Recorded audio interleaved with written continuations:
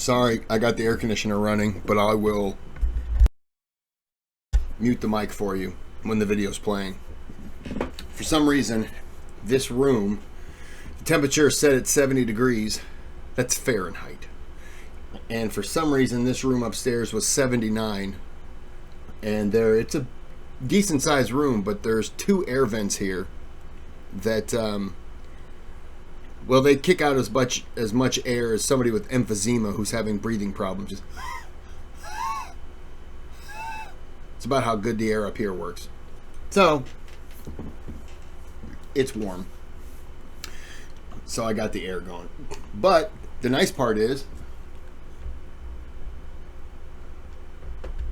I had to take the door off to get a couch out, and I can't put the door back on.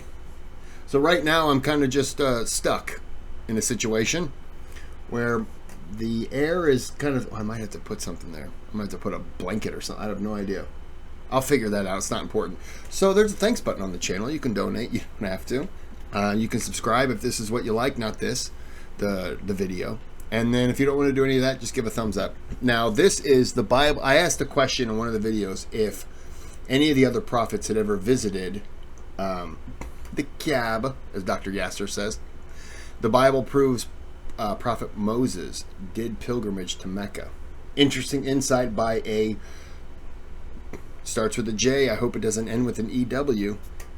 Let's get into the video. Before time began, there was the cube. We know not where it comes from, only that it holds the power to create worlds and fill them with life. That is how our race was born. For a time we lived in harmony, but like all great power, some wanted it for good, others for evil. And so began the war. And just when all hope seemed lost, message of a new discovery. Avi Lipkin is here from Israel, and he's brought his brand new book. It's called Return to Mecca. And the title of this book, Return to Mecca, what could that possibly mean? And on the cover is a picture of a black cube. That's where the story starts. Avi, let's start right there. Yes. I believe that the Bible is a GPS. I believe that the Bible took place, a lot of it took place in Arabia. Actually, in most churches, Christians say to me, we know that Mount Sinai, the real Mount Sinai, is not in the Sinai Peninsula, but rather in northwest Saudi Arabia. It's called Jebel al-Lawz. I am the first Jew in the Jewish world who's coming to the rabbis and saying, the Torah is a GPS. Jethro, the high priest of Midian, I believe was the high priest of the Kaaba, the black stone, which is today in Mecca. There was no Mecca, it was just a black stone in those days. Our father's Jethro. He's Sheik of Midian. Moses was the son-in-law of Jethro. Moses was the understudy of Jethro for 40 years. And when Moses went to take the children of Israel out of slavery, he gave them the phylacteries, which they are to put on their forehead and on their left arm, as a sign from God that we are leaving the pyramid system of slavery in Egypt, and we're going to the cube system of freedom in Arabia. And it must be remembered that there was no Judaism in those days, there was no Christianity, there was no Islam.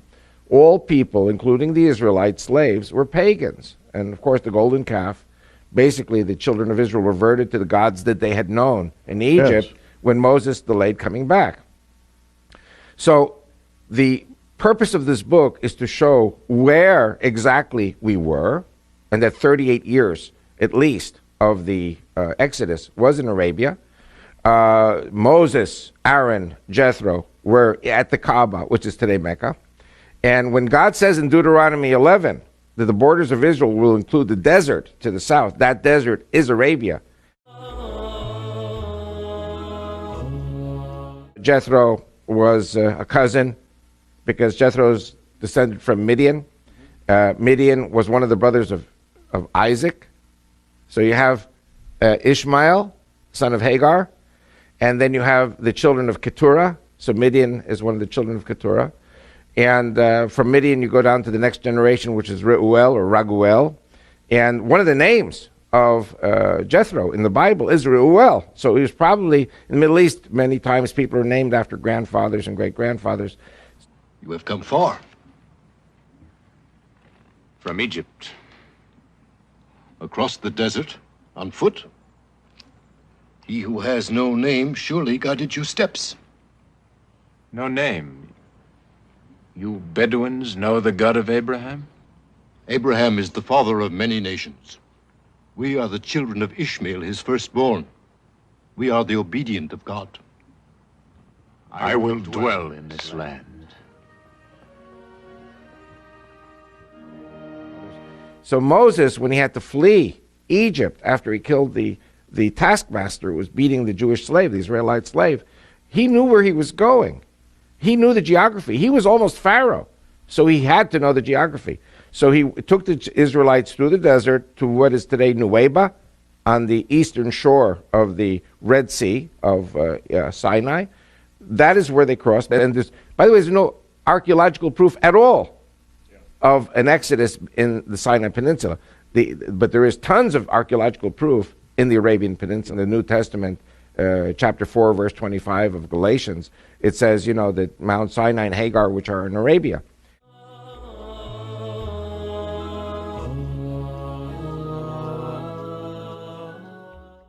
Josephus speaks very clearly that Sinai, the Ishmaelites are there, the troglodytes are there, the children of Keturah are there, the children of Esau are there. Everybody is there, and they're all one family. And talk about the linkage between the Jews who wear phylacteries and this pilgrimage to Mecca. By the way, if Christians have ever come to Israel, so I'm talking now to the people who've been to Israel, they've seen it on the flight. Yes. Because when people are still snoozing and the sun comes up as the plane is approaching Israel, you see the Orthodox Jewish men go to the back of the plane and they pray, and they put on the phylacteries. And this is a tradition that goes back 3,500 years. By the way, very important, and I learned this in the Jewish Theological Seminary, we studied the New Testament. Matthew 23, verse 5. Jesus is criticizing the Pharisees, and he says, for all their works they do to be seen of men. They make broad their phylacteries, and they enlarge the hems of their garments, or the tzitzit on their prayer shawls. And it's interesting indeed that today there are three types of phylactery. You have the size A, the size B, and the size C. And so what Jesus was saying was, he wasn't saying don't put on the phylacteries, which I'm sure Jesus did. What he was saying was that if you have the $200 phylactery, and you have the $400 phylactery, and you have the $600 phylactery, which is humongous, don't spend your money on $600 phylactery, spend it on the $200, and give the $400 to charity to feed the poor. So, but it's something, it's in Matthew 23, verse 5. So we know that Jewish men in those days wore this. We know that in the Greek Orthodox Christian tradition, there are priests who put on phylacteries. It's a slightly different Greek phylactery, but it all commemorates exactly the same thing. So the phylacteries have a very important meaning for Christians as well. So my question, and I'll ask it for everybody who's watching, why in the world would you put on, strap a little wooden box with scriptures from Deuteronomy on the inside and attach that to your left arm and to your forehead? Why would you do that, and why would it be cube shaped? Perfectly cube shaped. And so the contention in my book is that when Moses came to Pharaoh, and remember, Pharaoh was God. Pharaoh was God in Egypt to the Egyptian people. He created the Nile, and he created this, and he created that. فقال أنا ربكم الأعلى. And who's Moses? Moses is a guy who stutters. It's very hard to talk. And God says, give the people a sign. And the phylacteries were the sign. He gave Pharaoh the signs. You remember his rod became a crocodile or serpent, ate the other crocodiles. Right. Mm-hmm. And the leprosy in the chest. These are all signs. And then later the 10 plagues. And Moses gave signs to the elders of Israel. And Moses gave signs to the people. You're talking about primitive pagan people who were shepherds. And they're saying to Moses, well, why should we listen to you? And so this phylactery has 4 pouches, 4 parchments. The first 2 are Exodus 13, Then you have Deuteronomy 6 and Deuteronomy 11. I just want to apologize in advance. I don't know any of these. I didn't even know the word phylactery existed, so you have to excuse me for that. But I don't know any of the scripture stuff.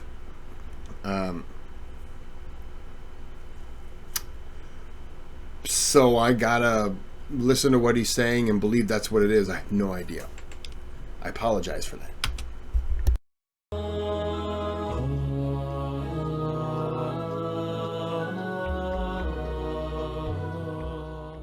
Exodus 13, we are still in Egypt. We are still in slavery. We're about to flee. But Exodus 13 talks about the, sign on thy arm and frontlets between thine eyes.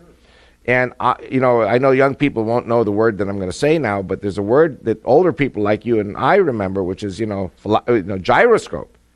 A gyroscope takes us directly in the direction we have to go.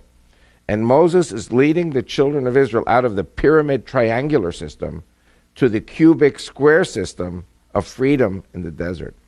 And again, Moses says to Pharaoh, let my people go so that they may circle me in the desert. The other 5 times, let my people go so that they may serve the Lord in the desert. But the first one is they should go around in circles. Now, Hajj is a pilgrim to Mecca. Hagg is the Egyptian pronunciation.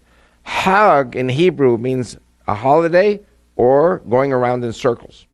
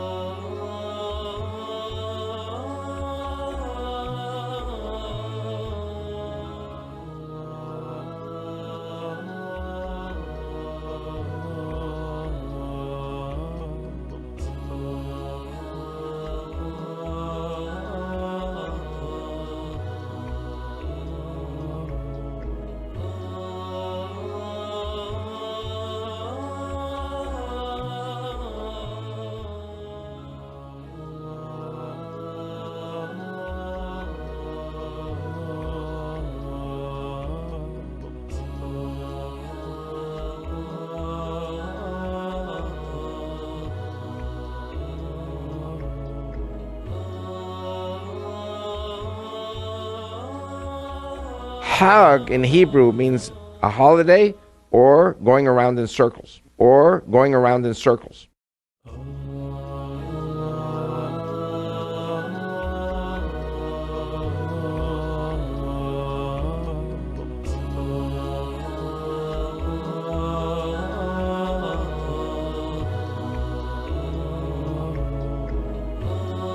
Or going around in circles. Or going around in circles.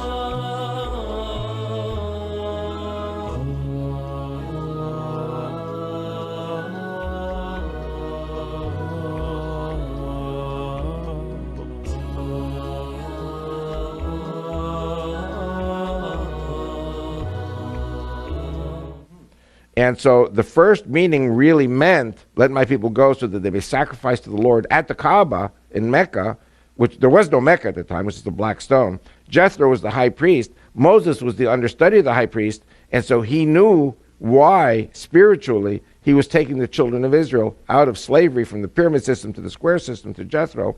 Then, of course, as you know, God finally says, no, you're not going to turn right, you're going to turn left. Instead of going to Mecca and Medina, we turn to the Mount Sinai, Mount Horeb, which, as you said very correctly, is within sight of Eilat and Aqaba and the Red Sea.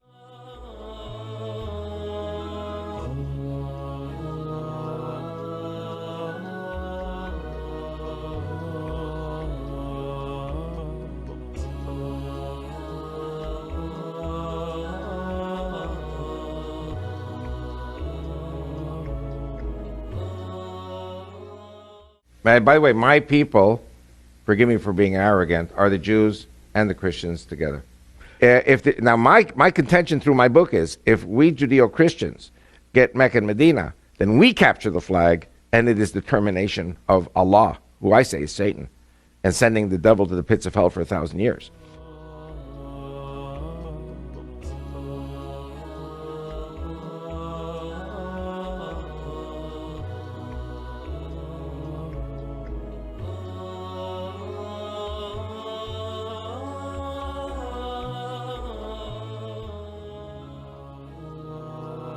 No, Moses. We cannot see his whole purpose. Even Ishmael did not know that God drove him into the desert to be the father of a nation. Did the little boy die in the desert, my father? No. God brought Ishmael and his mother Hagar into a good land. The same God who lived on the mountain? It may be, my son. Moses, Aaron, Jethro were at the Kaaba, which is today Mecca. قال إني أريد أن أنكحك إحدى ابنتي هاتين على أن تأجرني 8 حجج فإن أتممت 10 فمن عندك وما أريد أن أشق عليك ستجدني إن شاء الله من الصالحين.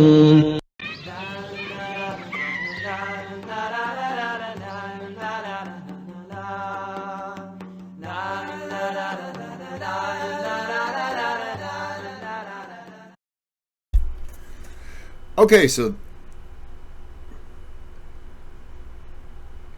that was interesting. So Moses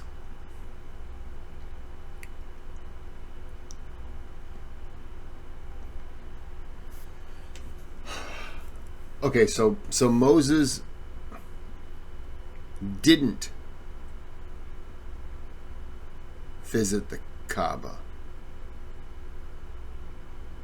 because he went left instead of going right. After he would have crossed, he would have went right. I'm confused now.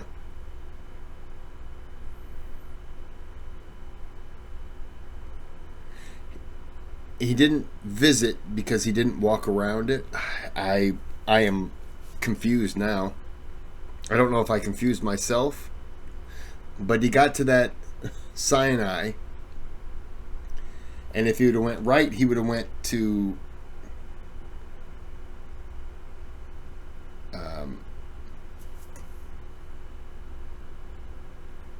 okay, so if he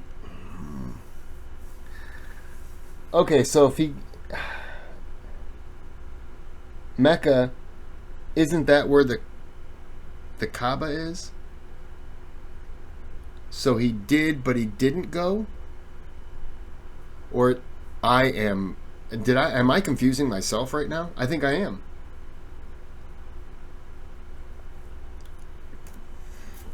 I don't know. You'll be able to sort it out for me, and I'm sure I'm overthinking it. Yeah, that guy really does not like Muslims, does he?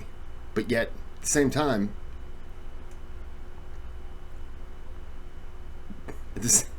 same time, he shows a lot of respect for the cube. I can't get the way Dr. Yasser says it. The cube. I just love the way he says it. So he has respect for that. He has respect for the circle. He just doesn't have any respect for Islam. I think I'm overthinking it. Is that Spider-Man in the corner? What the hell's Spider-Man doing here, man? Okay. I'm going to end this here because the more I think about it, I'm confusing myself. And I could rewatch the video, and I don't know if that would help. It might make it worse. So you tell me if I've twisted, because I'm sure I have. So Until next time, have a good day, have a good night.